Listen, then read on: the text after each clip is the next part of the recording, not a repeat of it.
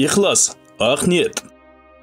Бұл сүренің түшесінің себебі, Меккедегі қапырлар бір күні чоғылып, пайғамбары саллаллаху алейхи вассаламды чақырып айтышады. О Мұхаммад саллаллаху алейхи вассалам, сен өзің білесің, біздің құдайымыз кебері алтындан, кебері күміштен, кебері таштан, кебері жығаштан. Сенің құдайың емнеден деп сұрашқанда, ушыл сүре түшті. Айтқын, о Мұхаммад, менің құдайым Аллах, ал жалғыз.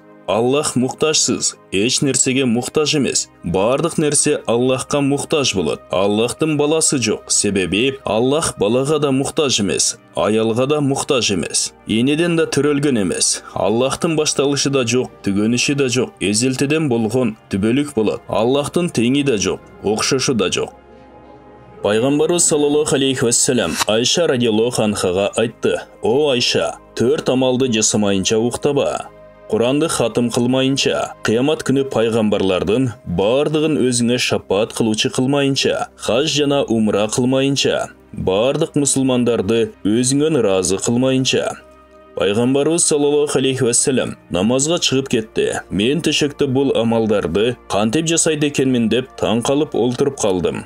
Пайғамбарымыз саллаллаху алейхи вассалам намаздан бошып келгенде айттым: О Аллахтың елчisi саллаллаху алейхи вассалам, атам енем сізге садаға болсын. Сіз маға 4 амалды бұйырдыңыз. Мен аларды бір аз уақытта жасай албаймын ғой. Пайғамбарымыз саллаллаху алейхи вассалам жылмайып тұрып айтты: Ихлас сүресін 3 жолы оқысаң, Құранды хатым қылған менен барабар болады. Маға жана менден мұрдағы пайғамбарларға салават айтсаң, қиямат күні біз бардығы саға шапаат қылучы болуыз. Момындарға истихвар айтсаң, бардығы саға разы болышады. Субханаллахи вальхамдулиллахи ва ла илаха иллаллах валлаху акбар деп бір жол айтсаң, бір хадж, бір умра қылғанның сообын аласың. Тавсир Ханафи. Умар бин Хаттаб радиаллаху анху айтады: бір күні біз пайғамбарымыз саллаллаху алейхи вассаламдың алдында олтырат елек. Біздің алдымызға бір киши келді. Анын киімі ап-папақ болчу, чачы қап-қара болчу. Анда алыстан сапардан келгендей, кирлегені чарчағаны билинбейт болчу. Ушул жерлик десек, аны ешкім тануайт болчу. Пайғамбары саллаллаху алейхи вассаламдың тизелерін тейгізіп, қолдарын сандарының үстіне қойып олтырды. Анан айтты: О Мұхаммад саллаллаху алейхи вассалам, маға ислам жөнінде қабар берген. Пайғамбары саллаллаху алейхи вассалам айтты: Ислам деп күбөлік беруін керек. Ла илаха иллаллаху Мұхаммаду расуллах деп 5 уақыт намаз оқу керек, зекет беру керек, Рамазан айында ораза қармау керек, хаж қылу керек. Егер жол ашық, аманшылық болса, ал киши тура айттың деді. Умар радиаллаху анху айтады: Біз ал кишиден таң қалдық. Өзі сұро беріп қайра, өзі тастықтайды. Жана ал киши айтты: Имандан қавар берген деп. Пайғамбары саллаллаху алейхи вассалам айтты: Ишенишин керек Аллахтың барлығына жана бірлігіне. Ишенишин керек анын периштелеріне, китептеріне, елчілеріне, ақырет күніне, жақшылық жамандық іштердің бардығы тағдырдан деп ишену керек. Ал киши тура айттың деді. Дағы айтты: Ихластан қабар бер. Пайғамбары саллаллаху алейхи вассалам айтты: Ихлас деп Аллахқа ибадат қылғаныңда, Аллахты көріп тұрғандай болып ибадат қылғын. Себебі сен көрбесең да, Аллах сені көріп тұрады. Анан ал киши айтты: Қияматтан қабар берген деп. Пайғамбарымыз саллаллаху алейхи вассалам айтты: Қиямат жөнінде сұралған адам сұраушыдан билүүчүрөөк емес. Тақтап айтқанда, қияматты маға қарағанда, сіз өзіңіз жақшы білесіз. Анда қияматтың белгілерінен қабар берген деді. Пайғамбары саллаллаху алейхи вассалам айтты: Қияматтың белгісі, аялдар өзіне қожайын төрешет. Тақтап айтқанда, енелер қызын жұмшағандың ордына, қыздар енелерін жұмшашат. Жана бутына кийгенге бут киімі жоқ, үстіне кийгенге киімі жоқ. Кедей жашайды, кесіби қойчылық, там құруда біріне бірі атандашып жарышат. Умар радиаллаху анху айтады: Ал киши кетті. Мен көп уақытқа чейін таң қалып олтырып қалдым. Пайғамбары саллаллаху алейхи вассалам маға қарап айтты: О Умар, азырқы сұрау сұраған кишini білдің бе? Мен айттым: Аллах жана анын елчisi білүүчү, мен білбейм. Пайғамбары саллаллаху алейхи вассалам айтты: Ал Жабраил алейхи салам эле силерге диниңерди үйрөтүү үчүн келген болчу. Абу Хурайра радиаллаху анху айтады: Пайғамбарыбыз саллаллаху алейхи вассалам айтқан, қиямат күні ең алғашқы өкім шығарыла тұрған адам ал шейіт болған кеше. Ал кешенен Аллах Таала терілтеп, бұл дүниедегі жасаған амалдарын есіне салады, ал бардық жасаған амалдарын естейді. Анан Аллах Таала айтады, сен дүниеде қандай амалдарды жасадың? Ал кеше айтады, о Аллахым, өзіңнің разылығың үшін жихад қылып шейіт болдым. Аллах Таала айтады, сен қалп айтасың, сен соғыштың, бирок батырлық намын шығарыш үшін, батырлық намың деле шықты. Анан аға Аллах Таала бұйрат, беті менен сүдіріп, тұзыққа ташталады. Дағы бір кишини алып келет. Ал бұл дүниеде илим оқып, илим оқытып, Құран үйреніп, башқаларға үйретіп жүрген. Анын да бұл дүниедегі жасаған амалдарын есіне салады. Ал да бұл дүниедегі бардық жасаған амалдарын естейді. Анан Аллах Таала сұрайды, дүниеде эмне амал жасадың деп. Ал айтады, илим үйрендім, башқаларға үйреттім, Құран үйрендім, башқаларға үйреттім. Аллах Таала айтады, жалған айтасың, бирок тура, илим үйреттің, адамдар алым десін деп. Илим үйрендің, елдің жүзін өзіңе бұру үшін, илим менен дүниелі болып айыш үшін, Құран үйрендің, қарлық намына қоныш үшін, абир табу үшін. Тура, ошол ойыңдағы да елі болды деп. Аллах Таала бұйрат, беті менен сүдіріп, тұзыққа ташталады. Üçüncü kişini алып келет, аға Аллах Таала, бұл дүниеде байлықтың бардық түрінен берген болчу. Аға да бұл дүниедегі жасаған іштерін есіне салады. Ал бұл дүниедегі бардық жасаған іштерін естейді. Анан Аллах Таала сұрайды, дүниеде эмне иш қылдың деп. Ал айтады, дүниеде қанша мұқтаж жерлер болса, өзіңнің разы бола тұрған жардам беріле тұрған жерлер болса, бардығына қолымдан келішінше жардамымды аябадым. Аллах Таала айтады, сен қалп айтасың, тура, сен жомарттық қылдың, бирок Аллахтың разылығы үшін емес, адамдардан жомарттық наам алыш үшін, тура, ошондой наам деле алдың деп, аға бұйрат, беті менен сүдіріп, тұзыққа ташталады. Мұрда бір тақуалу киши 30 жылдан бері мечітке жамаат намазға барып, ар дайым бірінші сапта намаз оқып жүрген екен. Bir күні biraz кешігіп қалып мечітке келсе, бірінші сап толып қалған. Айласыздан екінші сапта намаз оқиды. Екінші сапта намаз оқып олтырып ойы қачады. Мен 30 жылдан бері бірінші сапта намаз оқып келдім еле. Ал эми бүгін екінші сапта тұрып қалдым. Елге уят болдым ғой деп ойы кетеді. Анан ойын жинап алып, өзіні өзі кейіп, өзін өзі жемелеп. Айтор, сен 30 жылдан бері ел үшін бірінші сапта намаз оқып жүрген екенсің да деп 30 жылдық намаздарын қайтарып оқыған екен.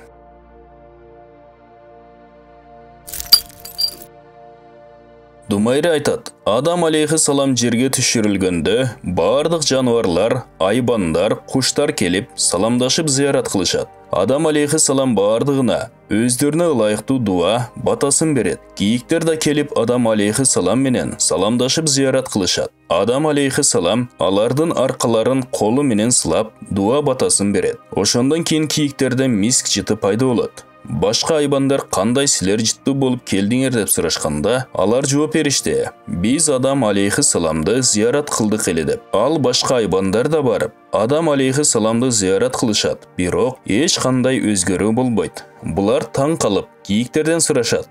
Бізге еш қандай жыт пайда болбоду го деп. Кийиктер жооп берет. Сілер жытты бололу деген ниет менен зиярат қылдыңар. Біз ақ таза ниет менен зиярат қылган болчук. Зуннун Мисри айтады, ихлас деп, елдің мақтосында да жамандосында да, амалда бірдей болуы. Фузайл ибн Ияз айтады, бір амалды адамдардың көресі үшін қылбай қою, рия болады. Bir аламды адамдар үшін жасау, ширк болады. Ихлас деп, екөсінің тең сақтану. Али радиаллаху анхунун заманасында bir киши мечитке кирип намазын шашылып, жеңіл оқып чыкмакчы болгондо, Али радиаллаху анху туруп жолун тосуп, намазыңды кайрадан оку. Болбосом камчы менен урам дейт. Ал киши намазын бардык эрежелерин ордуна коюп, шашпай узартып окуйт. Али радиаллаху анху ага айтты: "Мына, бул намазың жакшы болду. Мурдагы намазыңа караганда." Ал киши айтты: "Мага мурдагы намазым жакшы эле. Себеби мен ихлас менен Аллах үчүн окуган болчум. Азыркы намазды болсо, сиздин камчыңыздан корккондугумдан окудум." Ибн Аббас радиаллаху анху айтат: Мурда bir padişa сейілдегені талаға шығып, bir kişini көрет. Анда bir уйы бар екен. Bir сағанда 30 уйдың сүтін берет. Падыша аны көріп таң қалып, бұл уймаға ылайықты екен. Сейілден қайтқанымда алып кетейін деп ниет қылады. Сейілден қайтқандан кейін дағы ал кешінің қорғонына келіп, қарап тұр деле. Уйын сағанда мұрдағы саған сүттің жарым еле олды. Падыша таң қалып сұрайды. Емне себептен уйыңдың сүті азайып кетті? Мұрдағыдай отқызбай қойдың ба? Ал кеші жооп берді. Күнделе bir жайлауға отқызам. Бирок, падыша аз бұл уйды зұлымдық менен тартып алам деп ниеті бұзылғандықтан, уйдың сүтінің берекесі кетті. Падыша ниетінен қайтты еле, уй қайра мұрдақыдай сүт бере тұрған болды. Амир Ануширван мергеншілікке шығып, сусап бір баққа барады. Ал бақтың ішінде бір бала жүрген екен. Ал баладан су сұрайды. Ал бала бұл жерде су жоқ деп жооп береді. Падыша ал балаға айтады. Бағыңдан бір анар беріп қойшы деп. Бала бір анар береді. Падыша анардың сусын сығып ечіп, бұл бақтың анарлары аябай татты екен, маға лайықты екен. Бұл бақты өзіме өткөріп алайын деп ниеті бұзылады. Дағы бір анар беріп қойшы деп баладан сұрайды. Бала дағы бір анарды дарақтан жұлып алып келіп береді. Падышаны да сығып сусын ішеді. Бирок бұл анар мұрдақыдай татты емес, ачу екен. Падыша айтады: "О балақай, бұл анарды башқа дарақтан үзіп келдің бе?" Бала айтады: "Жоқ, мұрдақа анарды үзген дарақтан ле үзіп келдім" дейді. Падыша айтады: "Анда емне бұл анар ачу болып қалған?" Бала айтады: "Себебі ниетіңіз бұзылды деле." Падыша ниетінен қайтып ниетін түздіп, еми дағы бір рет анар беріп қойшы дейді. Бала ошол эле дарақтан дағы бір анар үзіп алып келіп береді. Падыша жеп көрсе, мұрдақыдан да татты екен. Падыша таң қалып айтады: "Емнеге мұнысы мұрдақыдан да татты болып кетіптір?" Бала айтады: "Себеби падышабыздын ниети татты болды эле." Ади ибн Хатами ат-Той айтады: Пайғамбарыбыз саллаллаху алейхи вассалам айтқан: "Қиямат күні болғанда бір топ адамдарды бейішке алып барғыла" деп бұйырылады. Бейішке жақындағанда бейіштің жыпар жыттары мұрдыларына жете баштайды. Бейіштегі жасалған қуыздықтар, жырғалшылықтар, биік сарайлар көздеріне көрініп қалғанда Аллах Тағаладан бұйрық болады. Аларды бейіштен қайтарғыла деп. Алардың бейіште еш қандай үліштері жоқ. Алар өкінген абалда, бол дүниедегі жасаған күнәлеріне өкінген ахвалда қайтышады. Абалғылардан да, азырқлардан да алар сияқты қордолып қайтқан жоқ болчу. Алар айтышады: "О Раббибиз, өзіңе жақын жақшы көрген пенделеріңе бейіштегі даярдап қойған жырғалшылықтарды бізге көрсетпей еле, түзден түз еле, тозыққа айдағаныңда жақшы болар еле." Аллах Тағала айтады: "Бейішті сілерге атайын көрсеттім, өкініп, күйініп жүрішсін деп. Сілер адамдардан алыстағанда ешкім көрбейді деп, чоң күнәлерді жасадыңар. Адамдардың арасына келгенде өзіңерді таза адам қылып көрсеттіңер. Адамдар көрсін, ұқсын деп, адамдар үшін амалыңарды жасадыңар. Жүрегіңерде болған нәрсеге тескері амал қылдыңар. Адамдардың айбатынан қорықтыңар. Менің айбатымдан қорықпадыңар.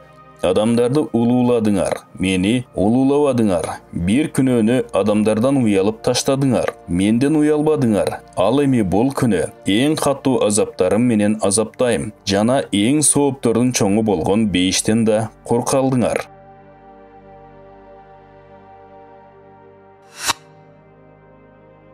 Али радиаллаху анху айтады: "Рия үшін жасалған амалдардың 4 белгісі бар. Өзінше жалғыз амал қылса жалқауланады. Адамдардың арасында амал қылса, көңілді, қызығу менен амал қылады. Адамдар мақтаса, амалы күшіп көбейеді. Адамдар жамандаса, амалы азаяды."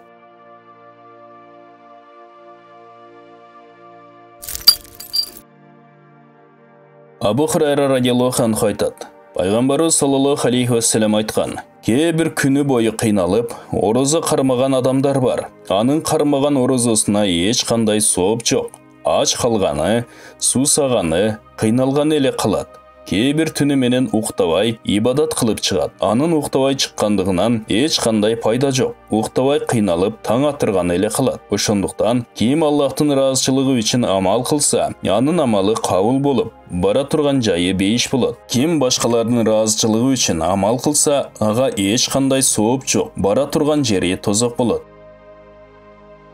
Амалдары Аллахтың разычылыгы үчүн болуп, риядан алыс болуусу үчүн койчунун амалындай амал кылыш керек. Мисалы, жайлоодо койчу койлордун арасында намаз окуса, койлор ал койчунун окуган намазына назарда салышпайт. Эмне кылып жатканы менен иштери да жок. Ошондой эле койлордун арасында намаз окуган койчу да койлор мени мактасын, мени көрсүн, койлордун көңүлүн өзүмө бурайын деген ой пикир болбойт. Элдин арасында да ушундай жасалган ибадат чыныгы Аллахтын ыраазычылыгы үчүн жасалган ибадат болуп эсептелет.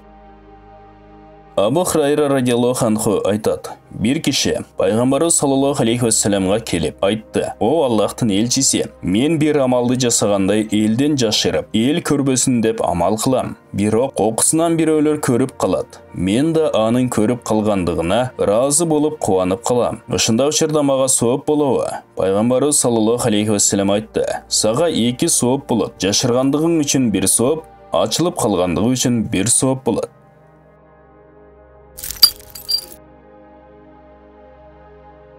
Ваких радиаллаху анху айтат: бул хадистин мааниси, ал киши жашыруун амал кылса да, эл көрүп калгандыгы, кубангандыгына себеби менден эл үлгү алат, мени ээрчип алар да амал кылышат деген ниет менен кубанган болсо, ага эки сооп болот. Жасаган амалынын сообу жана элди ээрчиткендигинин сообу. Себеби пайгамбарыбыз саллаллаху алейхи вассалам айткан: ким бир жакшы жолду баштап койсо, ага ошол жакшы сооп ишти баштап койгондугу үчүн сооп алат. Жана кыямат күнгө чейин ким ошону ээрчип ошол ишти жасаса, ошолордун бардыгынын сообунчалык сооп алат.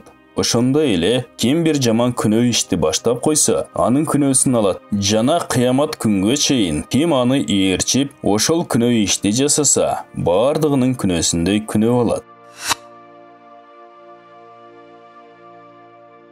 Замрата бин Аби Хабиб айтат: пайгамбарыбыз саллаллаху алейхи вассалам айткан: периштелер бир пенденин амалдарын аябай көп амал жасады, жакшы таза амал жасады деп көтөрүп, Аллах Тааланын астына алып барышат. Аллах Таалаларга вахий кылып айтат: силер бул пендемдин амалдарын сыртын көрүп, мактап, сактап алып келдиңер. Бирок мен бул пендемдин жүрөгүндөгү ниетин, сырын көрүп билип турам. Бул пенде амалдарын калыс мен үчүн жасаган жок, элге көрсөтүү үчүн жасаган. Андыктан анын амалын сижин китебине жазгыла.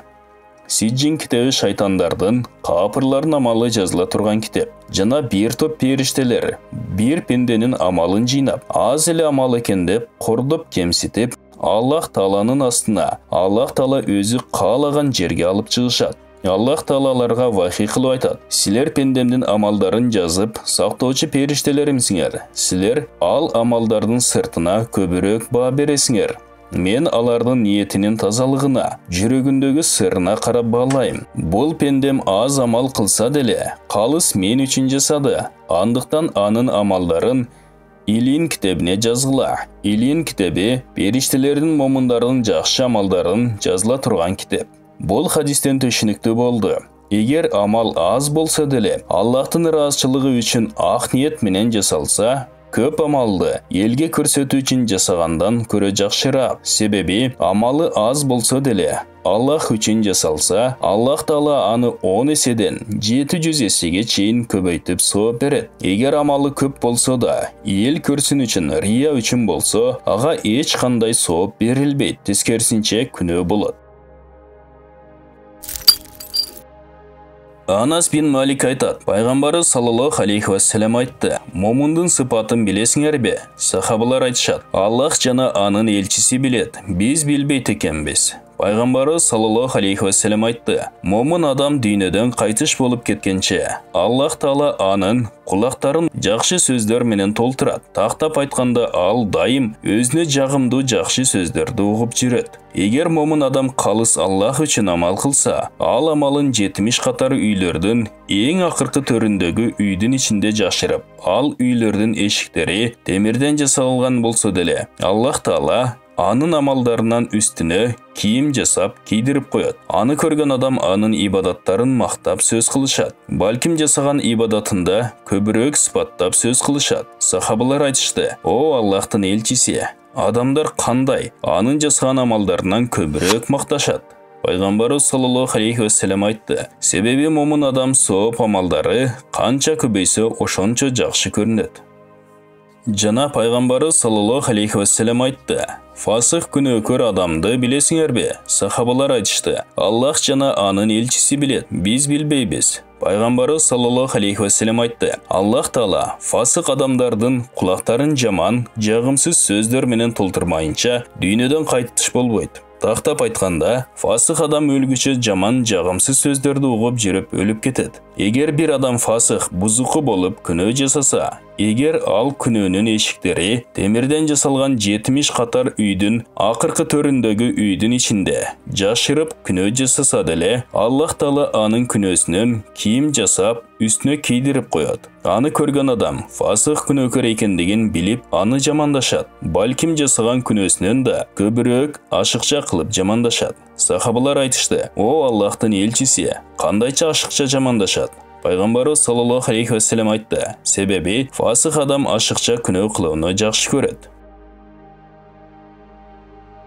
Аф ибн Абдуллах айтат. Ким акырет үчүн амал кылса, Аллах Таала анын дүйнө иштерин жетишерлик кылып коет. Ким Аллах менен өзүнүн ортосын жакшыртса, Аллах Таала аны менен адамдардын ортосын жакшыртат. Ким өзүнүн ички дүйнөсүн жакшыртса, Аллах Таала анын сырткы дүйнөсүн жакшыртат.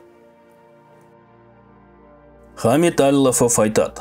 Аллах Таала бир адамды зыянга дуушар кылууну кааласа, аны 3 бала менен азаптайт. Илим берет, бирок илимге амал кылуудан тыйып коет. Такыбалуу адамдардын сухбатына кошот, бирок алардын урматтоо сыйлоодон тосуп коет. Таат ибадаттын эшигин ачып коет, бирок калыс ибадат кылуудан тосуп коет. Анан ал рия үчүн амал кылат. Факих радиаллаху анху айтат. Бир киши пайгамбарыбыз саллаллаху алейхи вассаламдан сурады. О Аллахтын элчиси, эртеңки азаптан кандай кутулабыз? Пайгамбарыбыз саллаллаху алейхи вассалам айтты. Аллахты алдабагын. Ал киши айтты. Кандай Аллахты алдайт экенбиз? Пайгамбарыбыз саллаллаху алейхи вассалам айтты.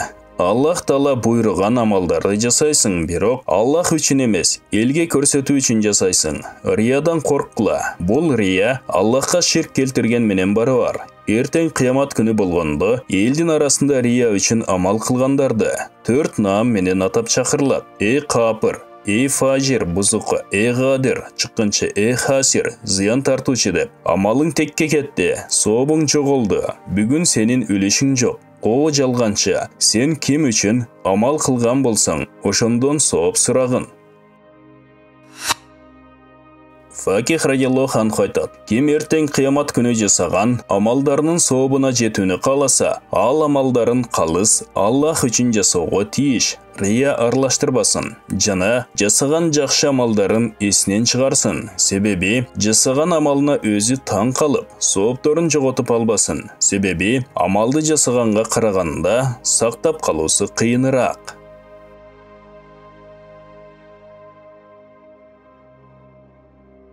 Али радиаллаху анху айтат. Пайгамбарыбыз саллаллаху алейхи вассалам айткан. Ким Ихлас сүрөсүн багымдат намазынан кийин 10 жолу окуса, ошол күнү ал күнөө жасабайт. Шайтан тырышып аракет кылса деле. Анас бин Малик айтат. Пайгамбарыбыз саллаллаху алейхи вассалам айткан.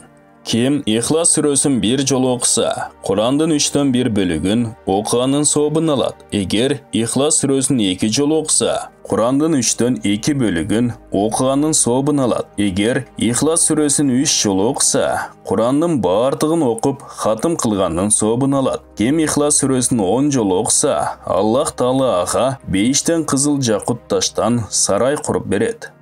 Ибн Аббас радиаллаху анху айтат. Пайгамбарыбыз саллаллаху алейхи вассалам айткан. Мен дайым күнү түнү үммөтүм жөнүндө коркот элем.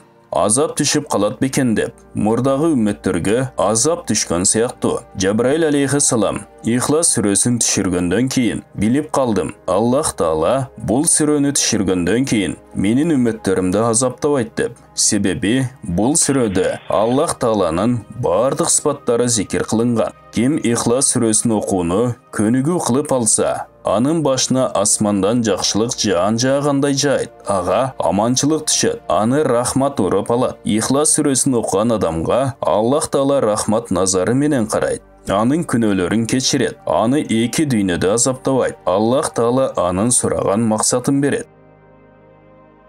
Пайғамбарыбыз саллаллаху алейхи вассалам bir күні Мадина мечітінде олтырат болчу. Ел bir кишинин жаназасын көтөрүп келип калышты. Пайғамбарыбыз саллаллаху алейхи вассаламга кайрылып, бул кишинин жаназасын окуп бериңиз дешти. Пайғамбарыбыз саллаллаху алейхи вассалам бул кишинин карызы барбы экен деп сураганда, алар айтышты: "Ооба, 4 алтын карызы бар экен" дешти. Пайғамбарыбыз саллаллаху алейхи вассалам төлөгөнгө акчасы барбы экен деп сурады эле. Алар жоқ деп жооп беришти. Пайғамбарыбыз саллаллаху алейхи вассалам айтты: "Андай болсо, бул кишинин жаназасын өзүңөр окугула. Мен карыздар адамдын жаназасын окуайм" деди. Жабраил алейхиссалам түшүп, Пайғамбарыбыз саллаллаху алейхи вассаламга айтты: "О Мухаммад алейхиссалам, Аллах Таала сага салам айтты." Анан Жабраил алейхиссалам айтты: "Аллах Таала мага буйруду. Мен азыр эле ошол өлгөн кишинин түсүнө которлуп анын карызын төлөп келдим. Анын жаназасын окуй бергин. Себеби анын күнөөсү кечирилди. Жана ким анын жаназасына турса, анын дагы күнөөсү кечирилет." Пайғамбарыбыз саллаллаху алейхи вассалам Жабраил алейхиссаламдан сурады: "Бул кишиге мындай кереметтер каяктан келди?" Жабраил алейхиссалам айтты: "Себеби бул киши күндө Ихлас сүрөсүн 100 жолу окуп жүрөт болчу." Пайғамбарыбыз саллаллаху алейхи вассалам айтты: "Ошондой эле ким Ихлас сүрөсүн окуп жүрсө, өзгөчө 5 вакыт намазга окуса, ушул дүйнөдө эле бейишти көрмөйүнчө денесинен жаны ажырабайт жана кыямат күнү болгондо тозокко түшкөн туугандарын шапаат кылат."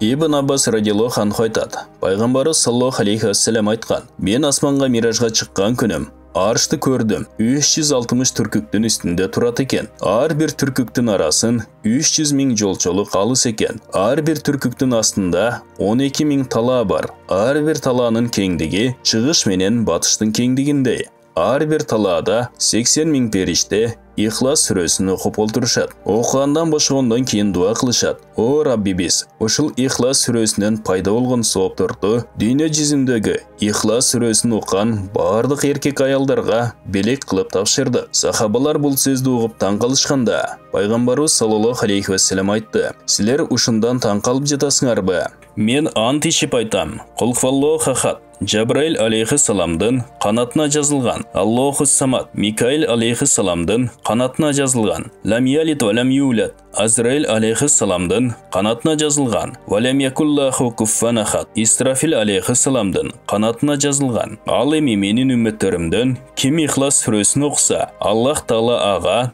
Таврат, Инжил, Забур, Улуу Куран китептерди окуган соопторун берет." Пайгамбарыбыз саллаллаху алейхи вассалам айтты: "Мындан да таң каларлыгын айтайынбы?" Сахабалар ооба дешти. Пайгамбарыбыз саллаллаху алейхи вассалам айтты: "Мен ант ичип айтаман. Кул хуаллаху ахад Абу Бакырдын пешнесине жазылган, Аллаху самад Умар аль-Фаруктун пешнесине жазылган, лам ялид ва лам юлад Усман Зиннурайндын пешнесине жазылган, ва лам якуллаху куффан ахад Алинин пешнесине жазылган. Аллах бардыгынан ыраазы болсун. Ал эми ким Ихлас сүрөсүн окуса, Аллах Таала ага Абу Бакыр, Умар, Усман, Али радиаллаху анхулардын соопторундай соопторду берет." Bir киши Пайгамбарыбыз саллаллаху алейхи вассаламга келип, кедейлиги жөнүндө даттанды. Пайгамбарыбыз саллаллаху алейхи вассалам айтты: "Үйүңө киргениңде Ихлас сүрөсүн окуп кирип жүр" деп кеңеш берди. Ал киши ар дайым үйүнө киргенде Ихлас сүрөсүн окуп кирип жүрүп, рызкысы кең болуп байып кетти. Пайгамбарыбыз саллаллаху алейхи вассалам айткан: "Ким ооруп жатып, Ихлас сүрөсүн окуган абалда жан берсе, ал көрдүн ичинде денеси бузулбайт, көрдүн тарлыгынан аман болот. Кыямат күнү болгондо периштелер канатына көтөрүп, көпүрөдөн өткөзүп, бейишке киргизип коюшат." Бисмиллахир-рахманир-рахим. Кул хуаллаху ахад Аллаху самад лам ялид ва лам юлад ва лам якуллаху куффан ахад. Котормасы: "О Мухаммад, айткын, Аллах жалгыз, ал эч кимге муктаж эмес, төрөгөн да эмес, төрөлгөн да эмес, жана ага эч ким тең эмес." Абу Саид аль-Худри радиаллаху анхудан риваят: Пайгамбарыбыз саллаллаху алейхи вассалам Ихлас сүрөсү туурасында жашоом анын колунда болгон затка, Аллага касам, бул сүрөнү окуу Курандын 3/1 бөлүгүн окуганга барабар деген. Башка бир риваятта Пайгамбарыбыз саллаллаху алейхи вассалам досторуна мындай деп суроо берди: "Досторум, бир кечеде Курандын 3/1 бөлүгүн окуу силерге кыйын эмеспи?" О Алланын элчиси, кайсы бирибиздин буга алыбыз жетмек эле деп жооп беришти. Пайгамбарыбыз саллаллаху алейхи вассалам Ихлас сүрөсү Кураннын 3/1 бөлүгүнө барабар деп жооп берди. Убай ибн Кааб радиаллаху анхудан риваят. Пайгамбарыбыз саллаллаху алейхи вассалам кимде-ким Кулхваллаху ахадты бир жолу окуса, Аллах Таала ага анын периштелери, китептери жана пайгамбарларга ыйман келтиргендердин сообун берет. Ошондой эле ага 100 шахиддин сообу берилет. Bir момун багымдат намазынан кийин дүйнө сөзүн сүйлөбөй туруп, Ихлас сүрөсүнү 100 жолу окуса, ошол күн үчүн ага чынчылдар дептеринин 50ге чейинки чынчылдардын сообу жазылат. Ким багымдат намазынан кийин 11 жолу Ихлас сүрөсүнү окуса, ошол күнү ага шайтан жакындай албайт. Шайтан ага аракет кылса да, ниетине жете албайт. Жатуудан алдын Фатиха жана Ихлас сүрөлөрүн окуган. Өлүмдөн башка бардык жамандыктардан аман болот. Үйгө кирип баратканда Ихлас сүрөсүнү окуган адам кедейликти көрбөйт. Сахабалардан Сухайл радиаллаху анхудан ушуга амал кылып бай болгон деген. Бул берекелүү сүрөнүн мындан башка дагы бир канча фазилеттери бар. Кээ бир уламалардын айтуусуна караганда, бул сүрө исми азам. Эгер дүйнө жана акыретке байланыштуу амалдардын иш жүзүнө ашуусун кааласак, бул сүрөнү өтө көп окушубуз керек. Ошондо бул дүйнөдө да акыретте да пайдасын көрөбүз. Ал үчүн ниетибиз туура, ишеничибиз толук, жүрөгүбүздө шек болбошу керек. Бул баян шарият жана тарикаттан терилген Берметтер китебинин 2-томунан жана ыйык айлар жана кабыл болгон дуалар китебинен алынып баяндалды. Урматтуу мусулман бир туугандар, биздин Икро медиа каналыбызга катталыңыздар.